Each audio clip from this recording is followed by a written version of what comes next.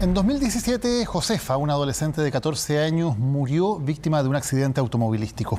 Su familia, en medio del luto tras su pérdida, encontró una serie de cartas que revelarían el calvario que vivía la adolescente al sufrir por años supuestas violaciones y abusos sexuales por parte de su padrastro.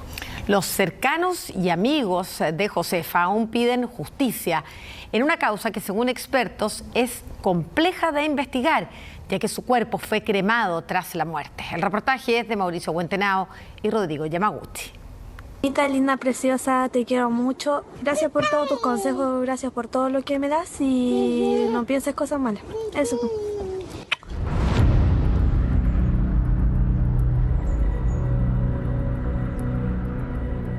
Josefa sí sufrió, de que Josefa sí fue abusada y por eso fue su cambio. Por eso ella lo único que quería era desaparecer. Su luz interna se empezó a apagar. Estoy súper seguro de que no mienten las cartas. Contaba explícitamente lo que había pasado. Ya todo te lo he dicho. Gracias por todos tus consejos. Habían abusado de ella.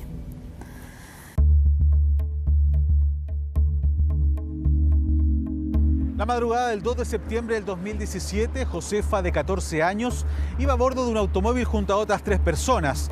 Lamentablemente, esa noche pierde la vida en un grave accidente que ocurrió acá, en la ruta H60 a la altura de Catemu.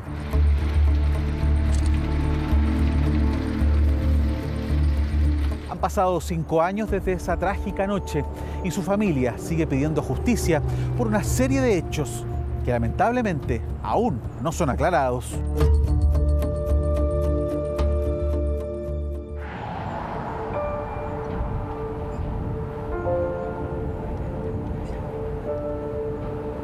Cuesta pensar que esta animita en plena carretera hoy sea la que simboliza en parte la paz que aparentemente Josefa encontró después de quizás vivir la etapa más dura de sus 14 años de vida.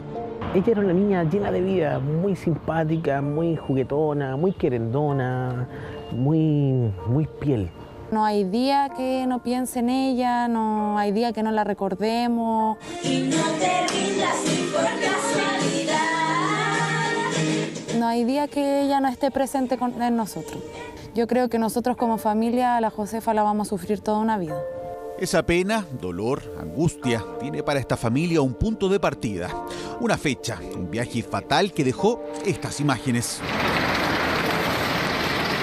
Y el auto se empezó a volcar, a volcar, a volcar. Yo volé 42 metros, yo caía dentro de una empresa y yo me sentía como volaba. Y cuando llegué al hospital, desperté cuando me estaban limpiando para entrarme a pabellón. En eso pasan unos carabineros por afuera como del box de reanimación y dicen, no, en el accidente de la ruta tanto, 2 muertos y 2 heridos de gravedad.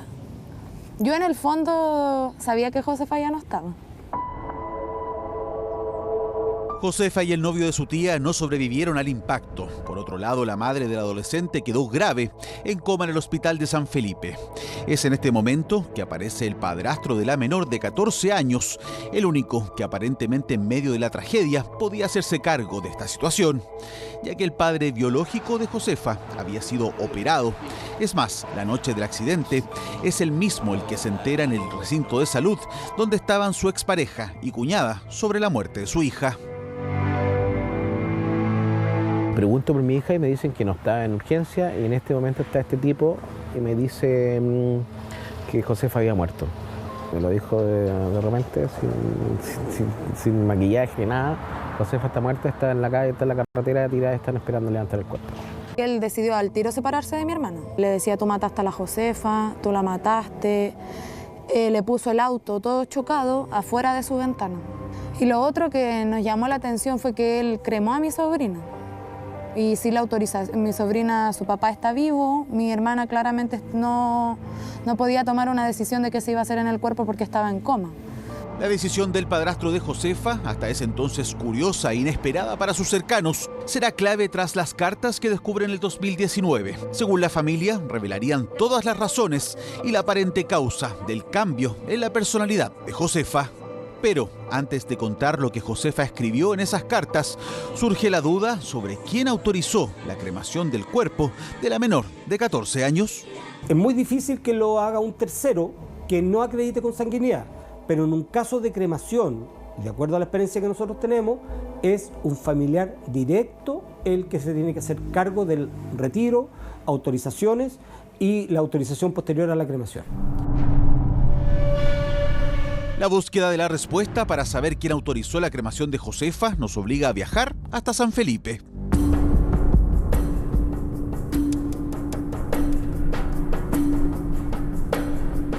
Nuestra primera parada es la funeraria que se hizo cargo en septiembre del 2017 del sepelio de Josefa tras su muerte en el accidente.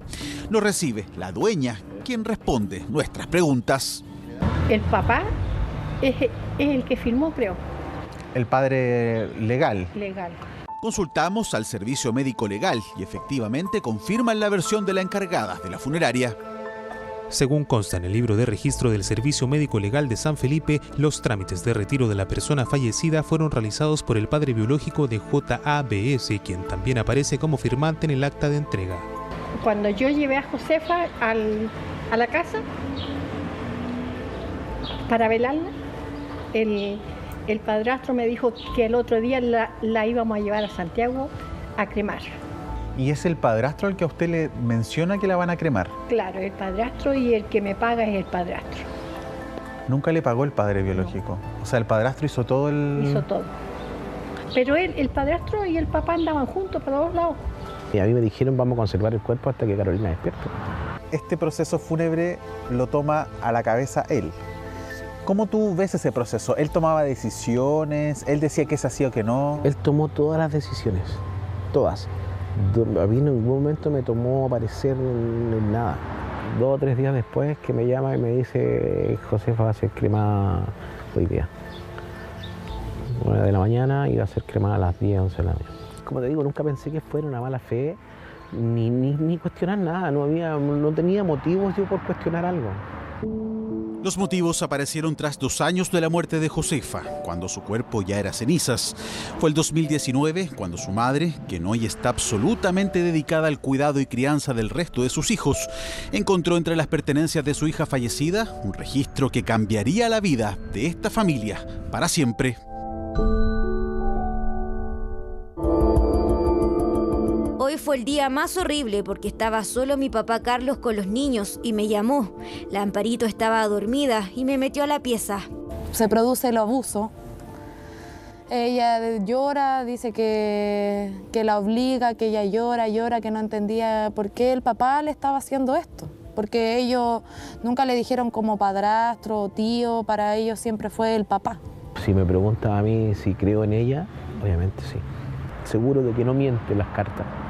Sé que lo que pasó,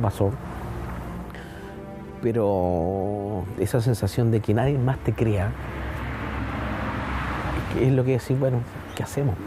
En la carta que no reproduciremos de forma textual, la niña relata no solo un abuso sexual, sino también una violación. Su familia atribuye a estos hechos el estado anímico que Josefa presentó los últimos años de su vida, registros que son parte de la denuncia e investigación contra el padrastro del adolescente, quien aparentemente habría amenazado a la menor para que nunca revelara los abusos a los que supuestamente estaba siendo sometida desde los 12 años. Tu mamá no te creerá si le cuentas. Ella me ama y está loca. Diosito, llévame contigo.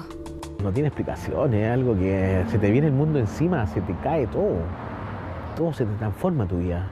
¿Tú nunca lo has confrontado a él? ¿Nunca has hablado con él de esto? ¿No hay una comunicación tuya con este hombre? Intenté en algún momento hablarlo con él por teléfono. Me parece que el mismo día que aparece esto en las redes sociales, tratando de que me explicara un poco, y la conversación se corta. No alcanzamos a conversar nada y nunca más he tocado el tema con él. Nunca más lo he visto, nunca más me lo he topado. ¿Y él tampoco ha hecho contacto contigo como para explicarte? Nunca, jamás. Contactamos al hombre que está siendo investigado por la justicia para conocer su versión de los hechos que se le atribuyen. Estamos nosotros haciendo un reportaje en relación a una causa que tiene usted pendiente o en investigación en relación a la violación de una menor de 14 años. ¿Está usted enterado de esta situación, me imagino, no? Bueno, a mí me gustaría que fuera presencial porque la verdad es que por teléfono me gustaría mirar a la cara a las personas que me están entrevistando. Entiendo. Sí. Ahora, nosotros en este momento estamos dejando un registro de esta llamada para que quede constancia que usted tiene la voluntad de conversar con nosotros. Por supuesto, la voluntad es más que la voluntad, pues si yo lo único que quiero es, pero que sí, con el compromiso de que si yo logro a ustedes demostrarles que todo lo que está es mentira, que sea publicado. Esperamos reunirnos con el padrastro de Josefa, pero finalmente decidió no acceder a una entrevista en ningún formato, argumentando que se negaba por cuidar el bienestar de sus hijos pequeños. Y solo nos envió un comunicado expresando lo siguiente.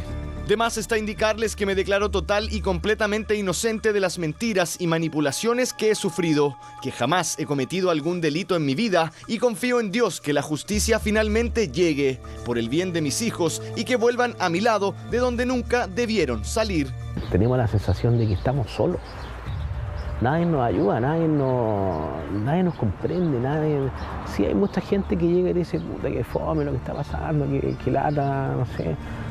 Pero la verdad que no hay justicia, nos da la sensación de que no existe.